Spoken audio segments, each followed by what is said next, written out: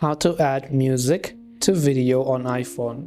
Now, adding a music to video on iPhone is fairly simple, but we're going to do this with the help of an editing application. Now, in order for us to do this, I'm simply going to use this application called CapCut, which is a free app which you can download both on the App Store on iPhone and on the Android Play Store. Now, once you've downloaded the CapCut app, open it up and give it the access, whatever else it is that you want to do, right?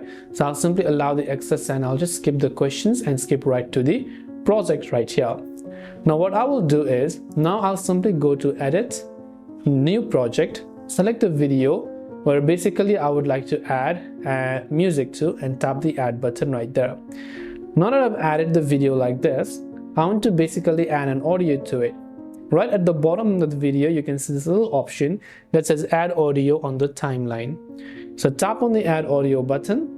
Once you tap on the add audio button, you'll find many options over here, right? So when you tap on it, you should be able to see this option called sounds. Now you can add the audio from CapCut library as well, but if you want to add the one that you have on your iPhone, go to sounds option.